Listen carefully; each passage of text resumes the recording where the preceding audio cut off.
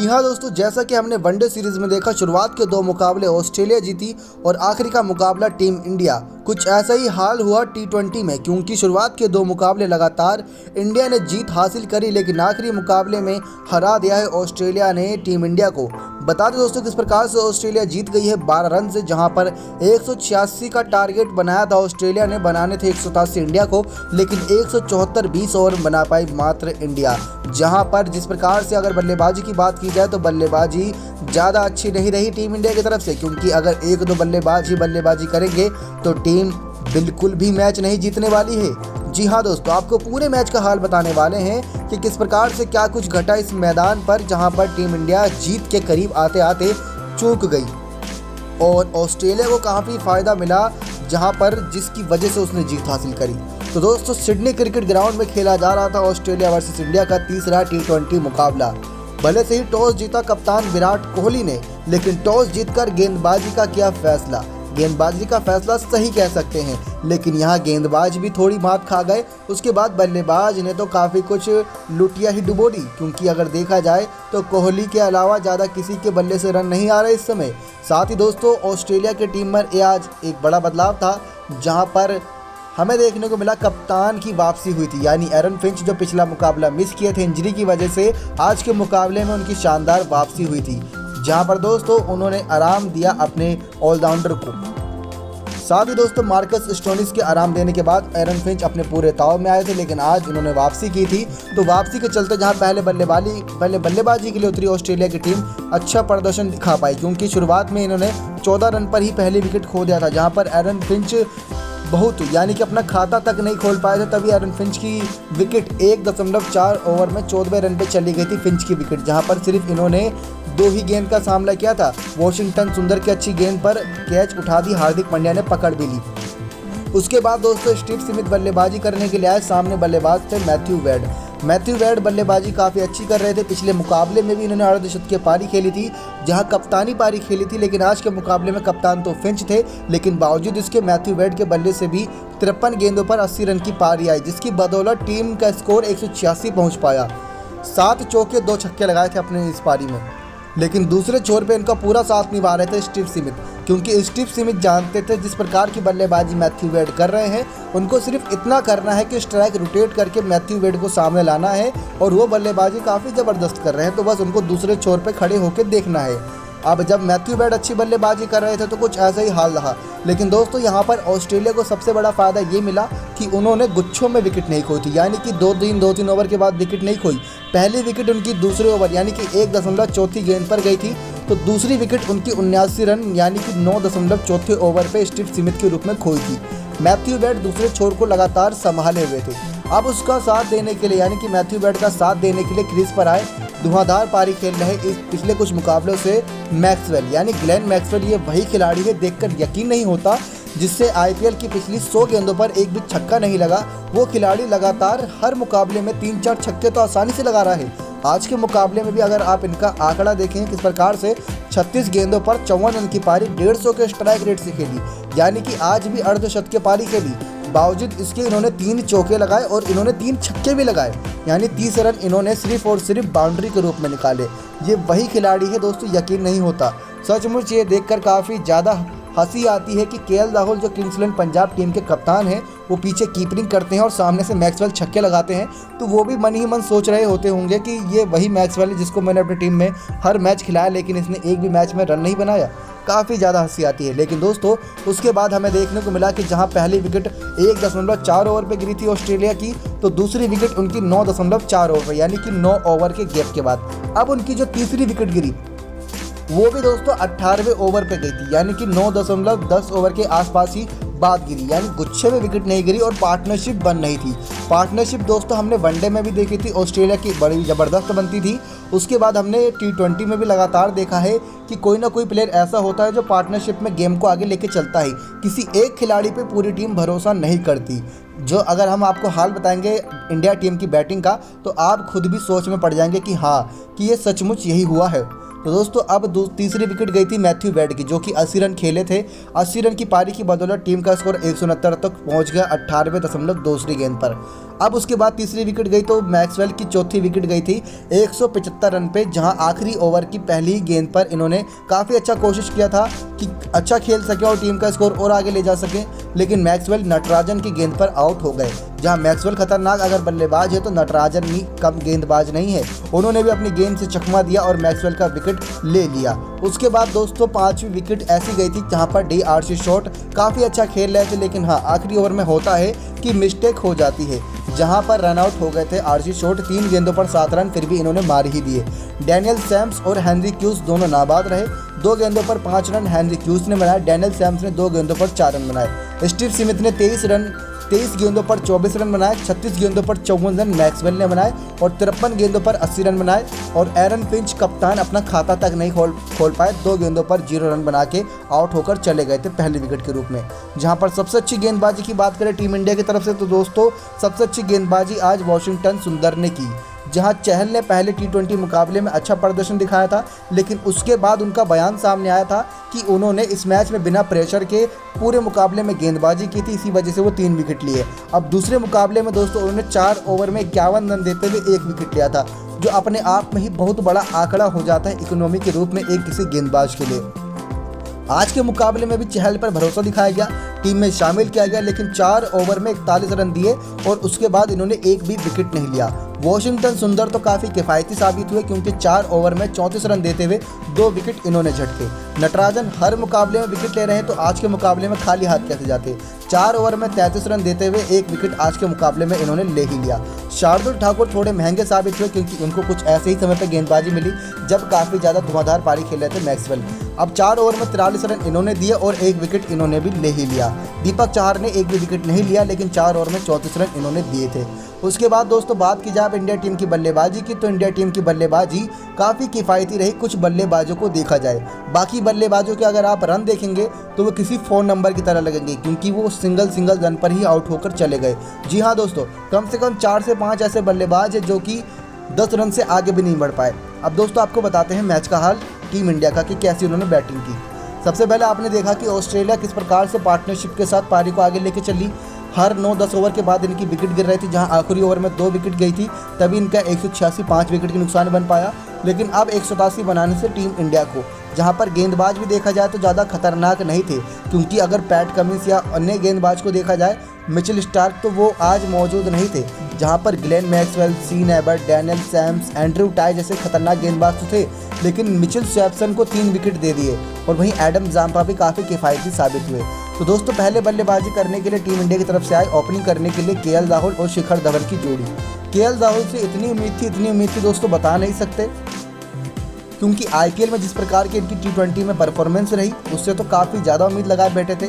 और हमने first inning highlight में भी यही बताया था कि अगर टीम इंडिया को 187 रन का लक्ष्य का पीछा करना है तो आज KL राहुल का चलना काफ़ी ज़रूरी हो जाएगा, क्योंकि KL राहुल एकमात्र ऐसे बल्लेबाज हो सकते हैं जो टीम इंडिया को अच्छी शुरुआत दिला दें। उसके बाद टीम इंडिया में लास्ट के जो ओवर बचते हैं उसमें ज़्यादा रन नहीं बचे बनाने के लिए। लेकिन गलती यही हुई, जिस बात को हमने फर्स्ट इनिंग के हाईलाइट में बता दिया था वही गलती हुई टीम इंडिया से, क्योंकि दोस्तों KL राहुल बिना खाता खोले, बिना टीम का खाता खोले इन्होंने विकेट खो दी थी, यानी कि 0.2 गेंद यानी दूसरी ही गेंद थी मैच की और KL राहुल के रूप में विकेट खो दिया था पहला टीम इंडिया ने। बहुत अच्छी गेंदबाजी की दोस्तों कह सकते हैं बॉलर मैक्सवेल ने, यानी कि मैक्सवेल के हाथों पहली विकेट गई और कैच पकड़ी थी स्टीव स्मिथ ने। अब यहाँ पहली विकेट 0 रन पर चली गई तो सामने खड़े बल्लेबाज शिखर धवन के ऊपर दबाव आ गया, क्योंकि दोस्तों अगर रोहित शर्मा रहते थे तो शिखर धवन और रोहित शर्मा का तालमेल ही ऐसा रहता था कि भले से ही रोहित 0 पर आउट होके जा रहे हो, लेकिन शिखर धवन को ऐसा कोई गुरु मंत्र बता जाते थे जिससे शिखर धवन अपनी पारी लगातार खेलते थे, या शिखर धवन जल्दी आउट होते थे तो रोहित शर्मा पारी को संभाल लेते थे। ये काफ़ी अच्छी बात थी रोहित और शिखर की, लेकिन शिखर धवन खेल रहे हैं लेकिन रोहित का साथ नहीं है तो वो अकेले पड़ जाते हैं। 21 गेंदों पर 28 रन की पारी शिखर धवन ने खेली और बॉलर स्वैप्सन ने इनकी विकेट ले ली।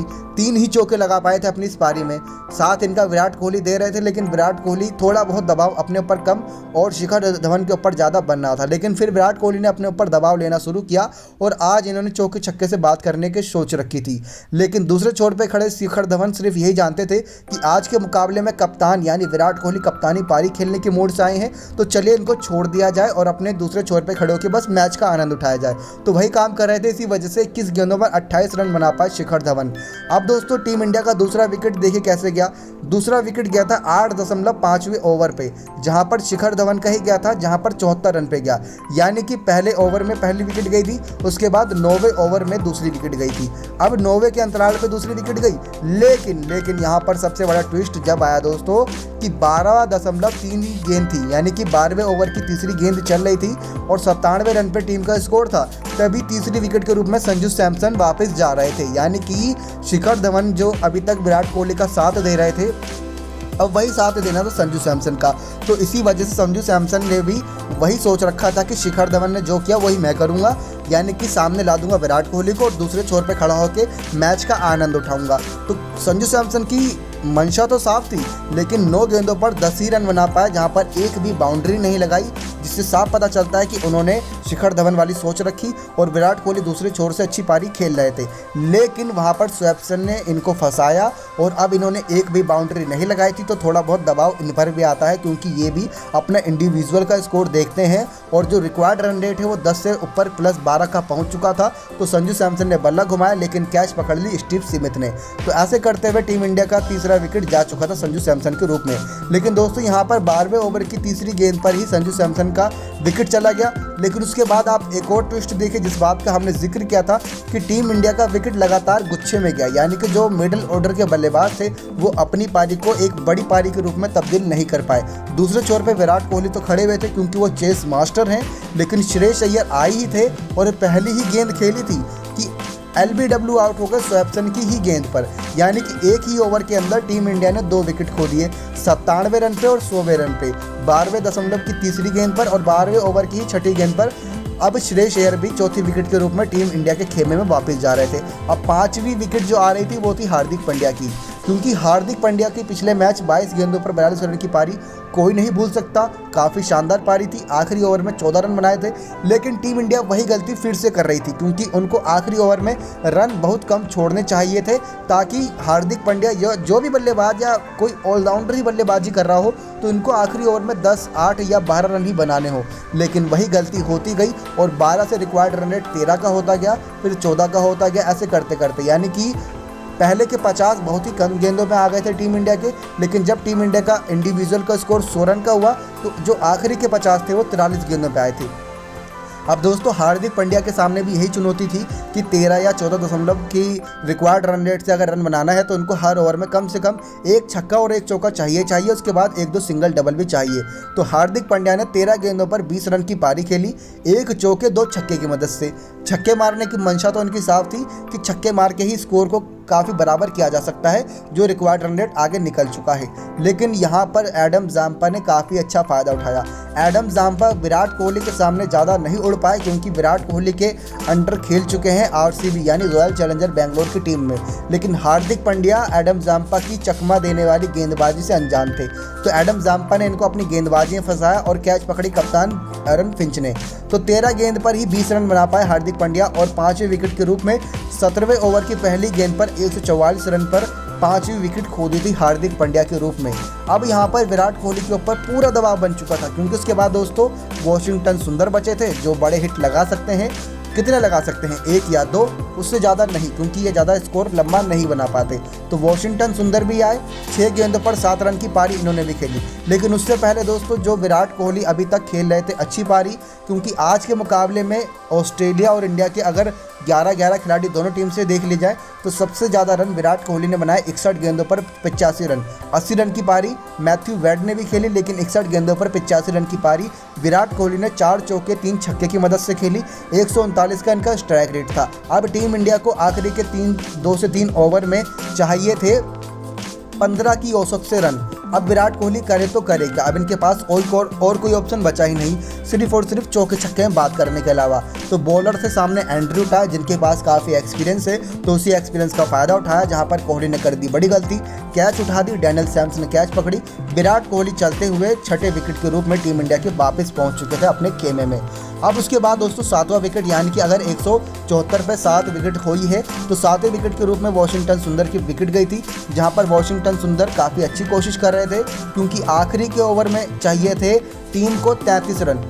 जी हाँ दोस्तों, 33 रन के करीब आखिरी ओवर में टीम इंडिया को चाहिए थे। अब उसी 33 रन को बनाने के लिए पहली ही गेंद पर वॉशिंगटन सुंदर ने एक शानदार तरीके से कह सकते हैं चौका लगा दिया था, जिससे थोड़ा बहुत एक हौसला मिला होगा। लेकिन उसके बाद गलती ये हो गई वॉशिंगटन सुंदर से भी कि अगली ही गेंद पर इन्होंने दोबारा कोशिश की, लेकिन बल्ले की एज लगते हुए इनकी कैच चली गई, जहां पर बॉलर एबर्ट ने कैच पकड़ी और एंड्रयू टाई ने कैच पकड़ी और बॉलर थे एबर्ट। 6 गेंद पर 7 ही रन बना पाए वॉशिंगटन सुंदर, चलते गए। अब 7 गेंदों पर 17 रन की पारी शार्दुल ठाकुर ने खेली 2 छक्के की मदद से, क्योंकि आखिरी ओवर में बल्लेबाजी कर रहे थे तो उससे 1 ओवर पहले इन्होंने छक्का लगाया था, यानी कि 19वें ओवर की आखिरी गेंद पर छक्का लगाया था और 20वें ओवर में भी इनके बल्ले से एक छक्का आया था। तो ऐसे करते हुए 7 गेंदों में 17 रन बनाए शार्दुल ठाकुर ने। दीपक चहर ने बनाए 0 रन, खाता नहीं खोल पाए, दूसरे छोर पर खड़े रह गए। तो दोस्तों सबसे बड़ी गलती यही हुई टीम इंडिया की कि लगातार गुच्छे में जो विकेट गई उससे टीम इंडिया को काफ़ी नुकसान हुआ। उसके बाद स्वैप्सन ने आज के मुकाबले में सबसे ज़्यादा विकेट ली। यहाँ पर उन्होंने 4 ओवर में 23 रन देते हुए 3 विकेट लिए। ग्लेन मैक्सवेल ने भी 1 विकेट ले लिया 3 ओवर में 20 रन देते हुए। 4 ओवर में 49 रन दिए स्टीन एबर्ट ने, क्योंकि आखिरी ओवर में गेंदबाजी कर रहे थे तो उनके आखिरी ओवर में 10 रन से प्लस रन पड़ चुके थे। डैनियल सैम्स ने 2 ओवर में 29 रन दिए। एंड्रयू टाई ने भी 4 ओवर में 31 रन देते हुए 1 विकेट लिया। एडम जाम्पा ने 3 ओवर में 21 रन देते हुए 1 विकेट लिया। तो ऐसे करते कराते दोस्तों टीम इंडिया 12 रन से हार गई, जहां पर अब देखने को मिलेगा टेस्ट क्रिकेट में काफ़ी घमासान मुकाबला, क्योंकि अब वनडे सीरीज़ को अपने नाम कर लिया है ऑस्ट्रेलिया ने और T20 सीरीज़ को नाम कर लिया है इंडिया ने। 2 मुकाबले वनडे के ऑस्ट्रेलिया ने जीते, 1 मुकाबले हारी थी। T20 में 2 मुकाबले इंडिया ने जीते और 1 मुकाबला आखिरी के हार गई, यानी कि अभी तक कोई क्लीन स्वीप नहीं दे पाया है दोनों में ही टीमें, यानी एक शेर तो दूसरी शवा शेर। अब मुकाबले की बारी है टेस्ट की। टेस्ट मुकाबला बहुत जल्द आप सभी को देखने को मिलेगा, उससे जुड़ी हर अपडेट हम आपके सामने लाएंगे। लेकिन दोस्तों शर्त यही है कि अगर आपको जाननी है वो सारी शर्तें, तो आप हमारे चैनल को अभी सब्सक्राइब कर लीजिए, ताकि आपको कोई भी हमारी वीडियो की लेटेस्ट अपडेट मिलती रहे। भले से हमने आपको मैच का पूरा हाईलाइट वीडियो में नहीं दिखाया, लेकिन हाँ एक कॉमेंट्री के रूप में पूरी तरीके से आपको बता दिया है। पसंद आए तो दोस्तों सही है, वरना तो आपकी इच्छा है, क्योंकि दोस्तों देखा जाए तो मैच का हाईलाइट काफ़ी ज़बरदस्त रहा है। जिस प्रकार से पिछले कुछ मुकाबलों में कैच छूटी, आज के मुकाबले में भी कुछ कैच छूटी थी। रविंद्र जडेजा को काफ़ी मिस किया, लेकिन हाँ टीम इंडिया से गलती यही हुई कि हर बार हार्दिक पांड्या आखिरी में नहीं जिता पाएंगे। अगर आप आखिरी के 2 ओवर में 30-40 रन छोड़ते हैं तो हर बार पांड्या वो कमाल नहीं कर पाएंगे। आपको शुरुआत से ही रन बनाने होंगे। केएल राहुल, शिखर धवन को अपना कमाल दिखाना होगा, और अगर संजू सैमसन को मौका मिला है तो संजू सैमसन, श्रेयस अय्यर को भी अपने आप को साबित करना होगा। आपकी यह राय है दोस्तों, कमेंट करके बताइएगा कि क्या लगता है टेस्ट सीरीज़ के अपने नाम कौन सी टीम कर पाएगी। कमेंट करना नहीं भूलेगा। धन्यवाद।